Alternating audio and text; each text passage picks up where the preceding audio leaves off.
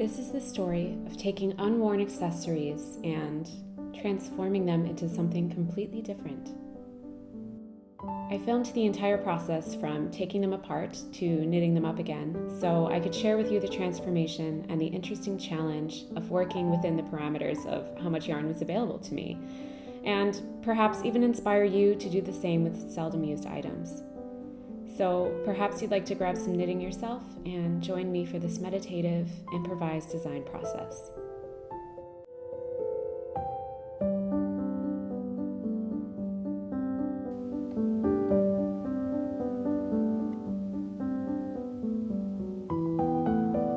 Okay, so this is happening.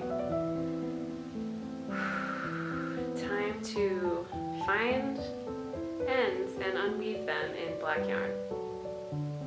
What could go wrong?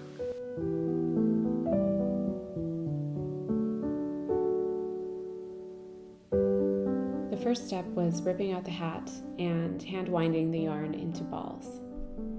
As usual, when you have to rip something out, this was very interesting for the cats. And in the end, I had yarn. I then used my Swift to make the yarn back into skeins, which would make them easier to soak and dry.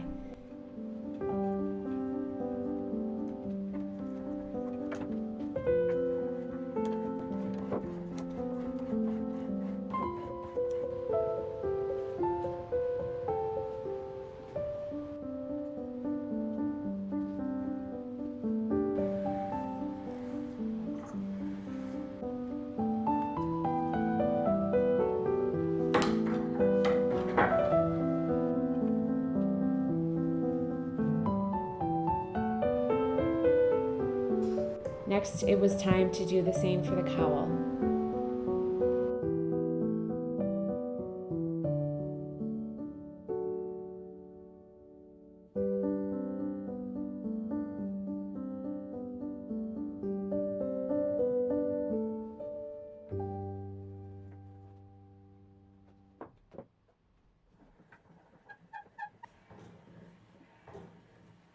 If you're wondering why I did all of this rather than just reknitting from the hand-wound balls, it's because, as you can see here, the yarn is very crinkled after it's been ripped out and can be more difficult to work with and achieve an even tension while knitting.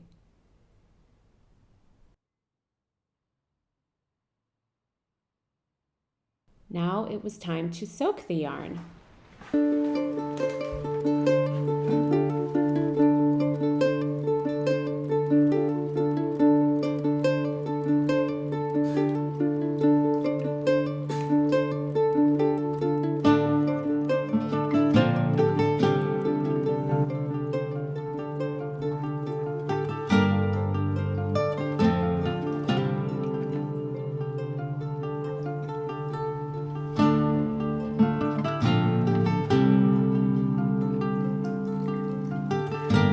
This part took time, but I found it relaxing and felt symbolically important to restore the yarn back to its original form before reworking it into something new.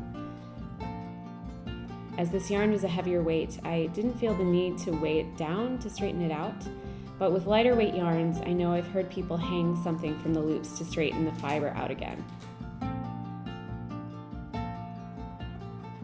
Once it was dry, it was time to reverse the process of making yarn into cakes to knit from once again.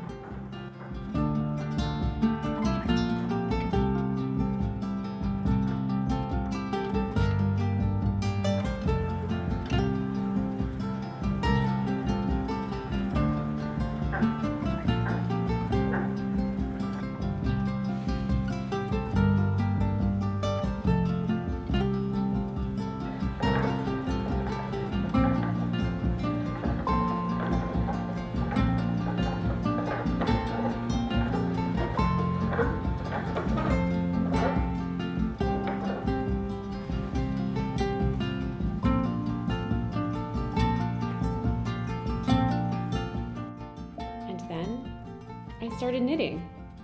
For some reason, I don't have footage of the swatching phase or beginning this knit. I don't remember if I filmed it or not, but it's likely I lost that footage as my new camera broke around this time. In any case, I decided to improvise a top-down, oversized, slouchy raglan with sort of a mock turtleneck. I planned out the color blocking I wanted in advance, hoping I could make it work with the yarn I had. I wanted to only use the cream color until the sleeve divide, but I knew it was going to be close.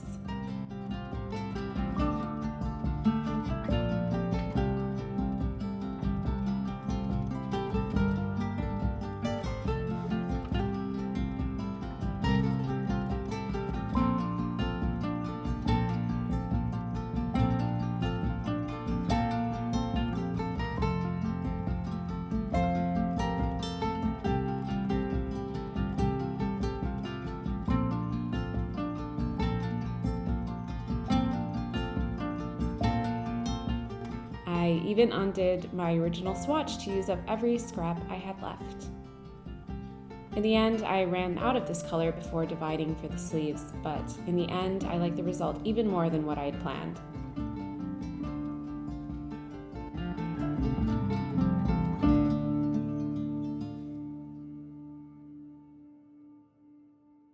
The cats were, of course, great help throughout the entire process.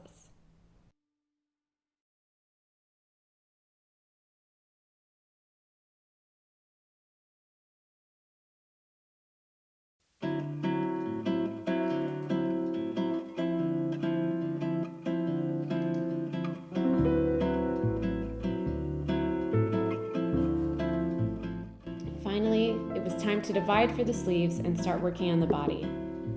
After a coffee, of course.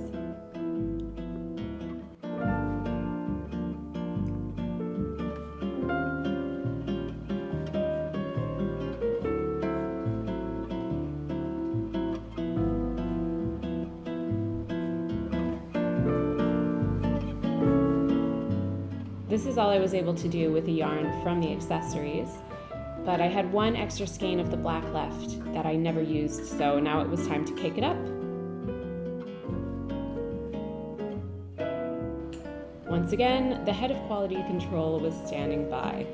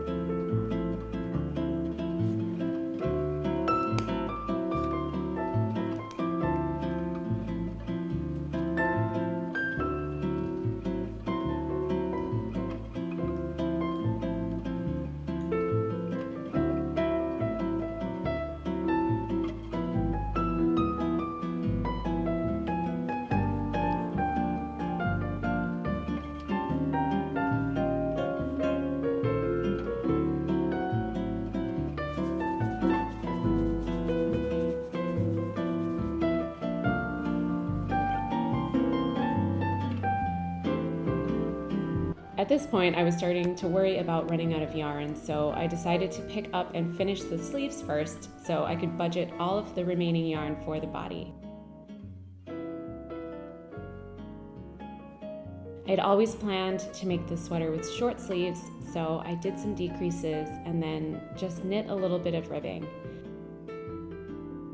As you can see, they have a very slight balloon effect.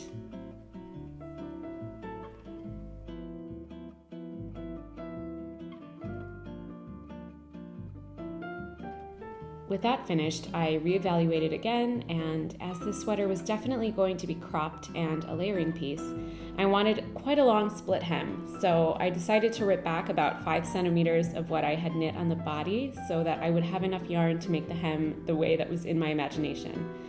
So I marked the spot and got to ripping.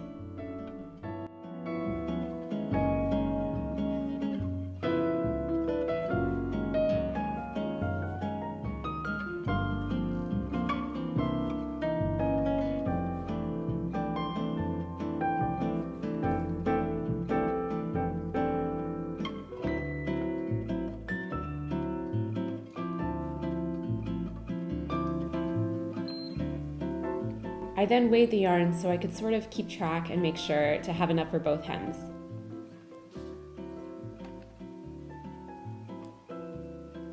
And then I just had a lot of twisted rib to knit, with cat supervision, of course.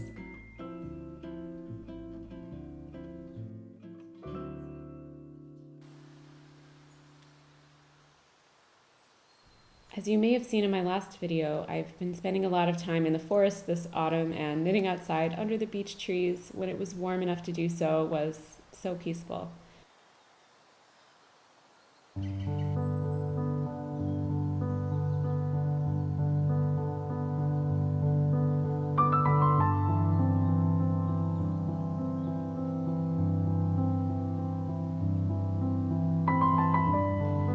Even if the occasional mosquito came for a snack.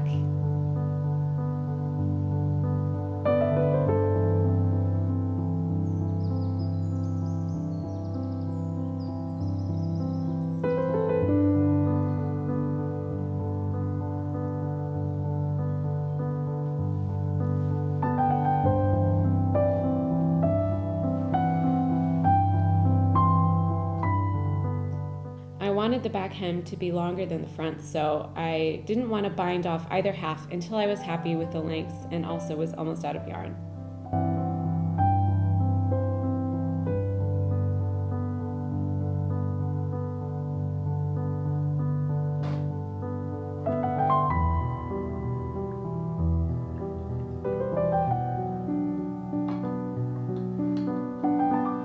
It was time to settle in for an evening to do the bind-offs in the company of Jacqueline Salem's Brooklyn Knit Folk podcast. Hi, Jacqueline. A pot of tea and a slice of my home-baked soda bread.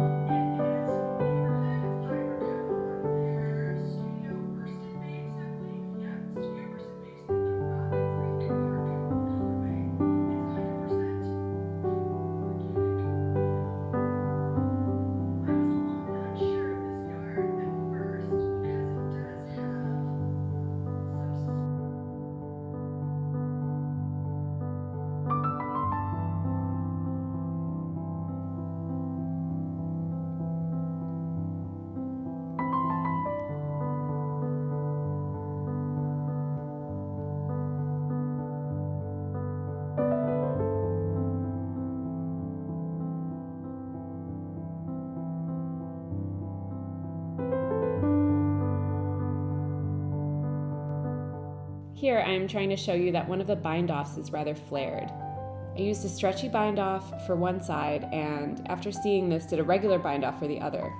When I was finished with both, I decided I needed to rip out the stretchy bind-off and do a regular one on both sides to avoid this flaring effect.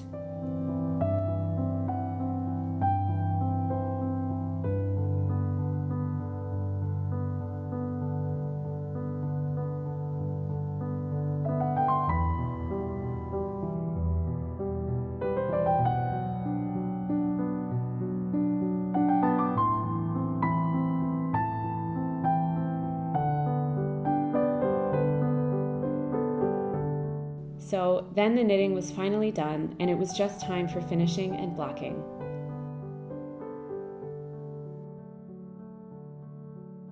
So I wove in all the ends, except for the last ones on the hems in case I decided I needed to change something after it was blocked.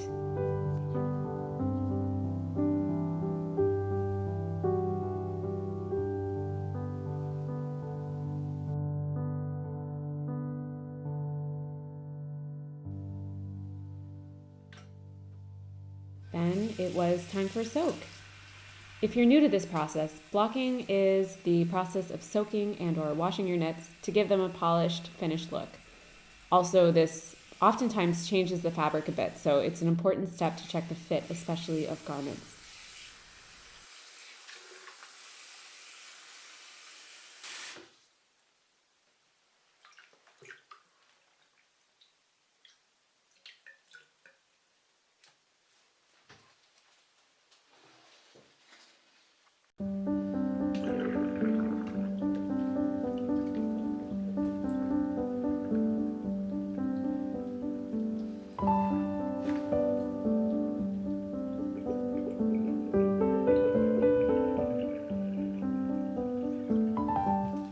It's so hard to get all of the water out of such thick yarn, so I decided to put mine on the spin cycle in my washing machine to remove the extra water.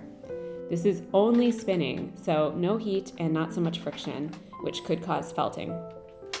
It's a personal choice, but I like doing it with heavier knits because the excess water can weigh it down and distort the fabric during blocking. Then I just laid it out flat on my drying rack.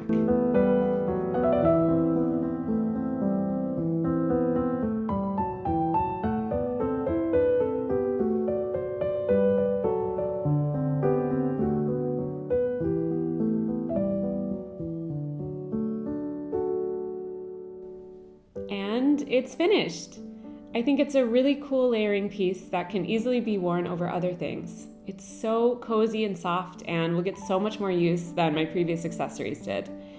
So I really hope you enjoyed this transformation. I'd love to hear from you in the comments if you have any ideas for transforming projects or whether you've done something similar before. I'm enjoying making these videos so much, so I hope you'll give it a like and subscribe so you can keep following along. Be well, and I'll see you next time.